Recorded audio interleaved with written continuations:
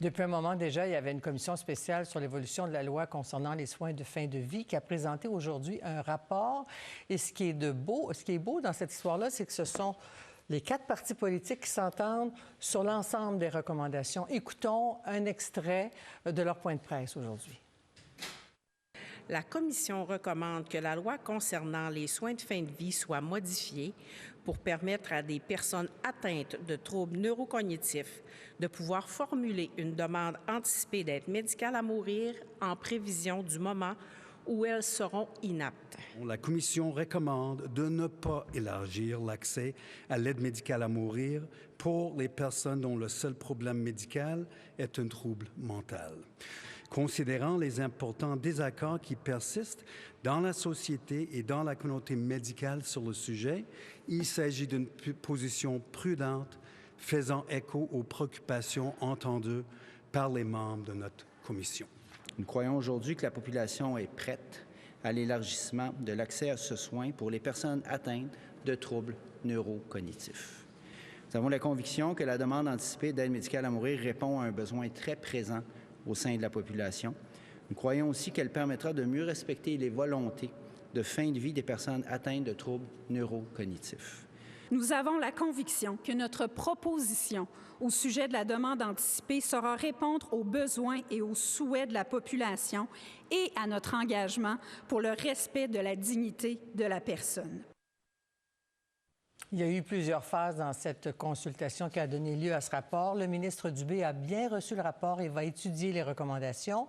Alors, j'en ai parlé avec 2 invités tout à l'heure. D'abord, Sandra de Montigny, qui est atteinte d'Alzheimer précoce et qui en a fait un peu le combat pour la fin de sa vie. Et le docteur Georges Espérance, neurochirurgien et président de l'Association québécoise pour le droit de mourir dans la dignité. Bonsoir à tous les deux. Madame de Montigny, j'ai hâte de vous entendre sur cette recommandation, donc, de 4 partis politiques à Québec. C'est un consensus et transpartisan de légaliser une demande anticipée d'aide médicale à mourir lorsqu'il y a un diagnostic qui entraîne l'inaptitude au bout. Donc, évidemment, on pense à votre maladie, on pense à l'Alzheimer. Comment avez-vous réagi?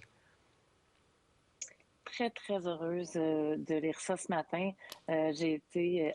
en fait, réveillée par un appel de journaliste, alors je ne l'attendais pas nécessairement ce matin. C'est vraiment une super belle nouvelle. Je vais être honnête, j'étais quand même confiante parce que je suis de nature confiante, mais c'est vraiment un très beau rapport qui... c'est sûr que personnellement, ça va vraiment dans l'angle que j'avais présenté aussi dans mon rapport et ma présentation.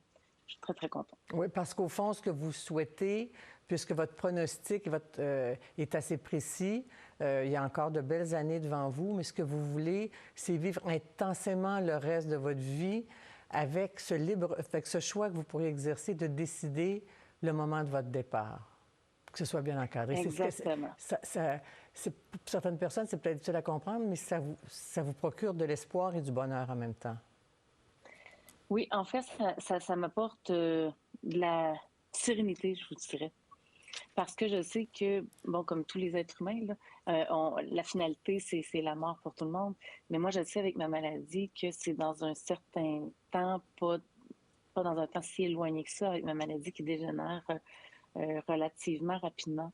Et puis, en sachant ça, en sachant que je vais pouvoir partir de façon sereine au moment où je l'aurai, moi, précisé, ça m'apaise. Ça me fait vraiment du bien parce que je me vois mal vivre la fin de la maladie d'Alzheimer,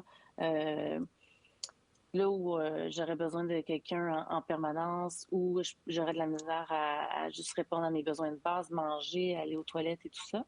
Puis moi, c'est pas quelque chose que je souhaite vivre.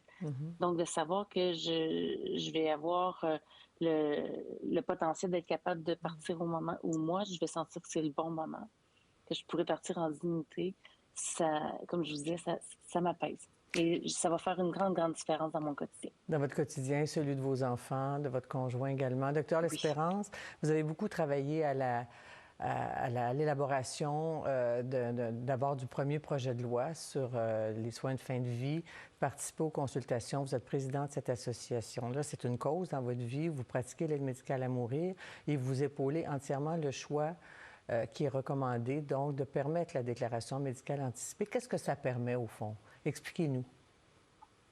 D'abord, bonsoir, Mme Dussault, et merci. Écoutez, je pense que vous avez à peu près tout dit, ainsi que Sandra, c'est la sérénité. Ce qui est amené par les recommandations, et espérons que ça se transférera très rapidement dans un projet de loi et dans une loi au Québec, ce qui est amené, c'est la possibilité pour toutes les personnes qui ont une pathologie neurodégénérative, cognitive, de pouvoir demander à l'avance l'aide médicale à mourir lorsqu'elles atteindront un certain stade de la maladie, et à la personne de choisir, selon ses valeurs, selon sa dignité, selon son autonomie, ce qu'elle veut, elle, comme limite. Et ce qui est très intéressant, et c'est pourquoi on se bat depuis tant d'années, ce qui est intéressant, c'est qu'actuellement, depuis mars 2021, les gens qui ont une maladie d'Alzheimer, comme Sandra de Montigny, peuvent obtenir l'aide médicale à mourir maintenant, sauf qu'elles perdent des mois, voire 1 an ou 2 d'une vie très intéressante avec, par exemple, pour Sandra, avec ses enfants, son conjoint, sa famille, alors que maintenant, la personne pourra aller au bout de son cheminement conscient, si je puis dire, et avec sérénité, sachant que lorsqu'elle sera rendue à l'étape qu'elle ne veut pas dépasser, elle pourra obtenir l'aide médicale à mourir. C'est remarquable. Oui. En fait, dans ce qu'il propose aujourd'hui, les balises sont claires et mettent les personnes vulnérables à l'abri, Dr. L'Espérance? Les personnes vulnérables, oui, c'est dans le rapport que j'ai lu ainsi que dans les recommandations. Il est clair que les patients qui ont, par exemple, une déficience intellectuelle profonde ne sont pas admissibles à ce type de soins. Et par ailleurs, même chose pour les patients. Et ça, pour moi, comme neurochirurgien, en plus, c'était quelque chose qui était important.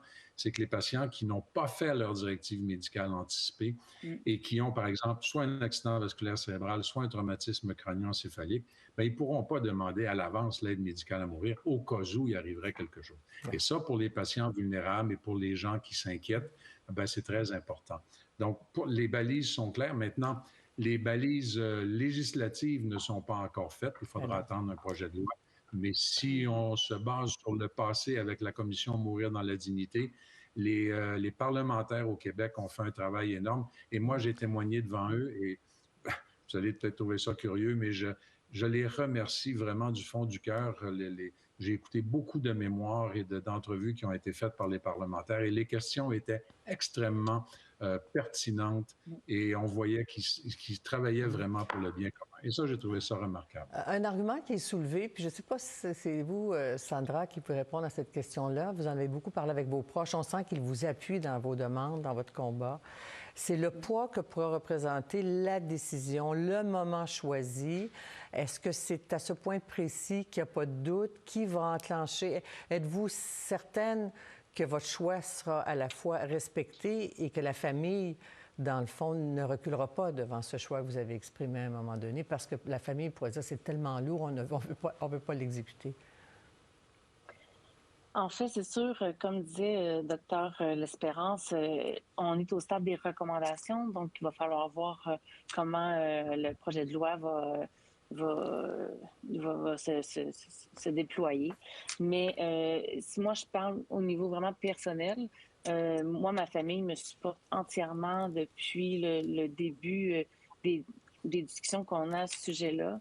En fait, ils me comprennent. Et puis, ils me supportent. Moi, ça fait longtemps que je parle avec eux de ça va être quand le moment que moi je le souhaitais. J'ai même déjà déterminé la personne que je veux qui soit responsable d'amener à l'équipe médicale le fait que j'ai atteint le stade où moi j'avais décidé que ma vie allait se terminer. C'est sûr, j'estime être bien entourée aussi. C'est peut-être pas comme ça pour tous les gens. Puis en même temps, moi, j'ai la chance de vivre une maladie neurodégénérative, mais de savoir mon diagnostic alors que je suis encore quand même très apte à expliquer, à choisir et à expliquer à mes proches mon raisonnement. Et vous êtes très jeune et c'est un cas tout à fait spécial, hein, cet Alzheimer précoce. Docteur L'Espérance, par contre, précisons que ça exclut les personnes souffrant de troubles mentaux, donc de maladies mentales. Et je vous soumettrai un argument de Maître Jean-Pierre Ménard qui dit peut-être que si on ne va pas de l'avant avec les troubles mentaux éventuellement, parce que ce n'est pas de ça dont il est question aujourd'hui, la Commission recommande expressément d'exclure exclure ça pour le moment, mais Ottawa a un rôle à jouer là-dessus. Alors, éclairez-nous brièvement là-dessus. Maître Ménard dit que ça pourrait peut-être priver une personne souffrant de maladie mentale d'un droit constitutionnel, du même droit que les autres qui auront accès à l'aide médicale à mourir. Oui, bien, c'est un des arguments que nous apportons depuis le début. Maître Ménard a raison. La Cour suprême, dans son jugement du 6 février 2015, n'a jamais fait une séparation entre les pathologies physiques ou psychiques. Le seul critère est le plus important, évidemment, maladie grave et incurable, mais c'est l'aptitude. Or, les patients avec une problématique de santé mentale posent un problème particulier. Les psychiatres sont très partagés à 50-50 pratiquement sur la possibilité d'aide médicale à mourir. Le fédéral, comme vous le savez très bien, s'est donné jusqu'au 17 mars 2023 pour faire des balises, des critères pour l'aide médicale à mourir pour les problématiques de santé mentale. Donc, il faut se donner un petit peu de temps. Il n'y a encore personne, à ma connaissance, qui a des idées très fermes sur les balises qu'il faut mettre de l'avant. Mais c'est un processus constant dans la société et moi, je suis très confortable qu'on va y arriver dans le respect de tous les gens qui ont ce type de pathologie et qui sont des pathologies qui sont extrêmement souffrantes, hein, tout le monde s'entend, et qui ont aussi des droits constitutionnels, bien sûr, mais des balises très serrées, si je puis dire. Alors, mais pour l'instant, ce rapport des transpartisans aujourd'hui fait des recommandations pour les maladies graves. Maintenant, à l'inaptitude, ça vous concerne, Sandra de Montigny. Qu'est-ce qu'on peut vous souhaiter? Qu'un projet de loi soit adapté rapidement, peut-être, espérons-le, pour vous, avant les élections, que vous puissiez tout rédiger, tout exprimer et que ce soit réalisé dans votre cas? C'est ce qu'on vous souhaite? C'est sûr que je souhaite que ça soit fait le plus rapidement possible, mais en même temps en prenant le temps de bien faire les choses et de bien réfléchir aux enjeux. Mais le rapport est déjà tellement bon, ce qui nous a été soumis aujourd'hui, que je suis optimiste.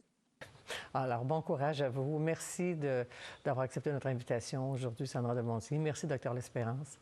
Au revoir. C'est un plaisir, Mme Dussault. Merci. Au revoir. Au revoir. Au revoir, Mme de Montigny. Au revoir. Au revoir. Au revoir.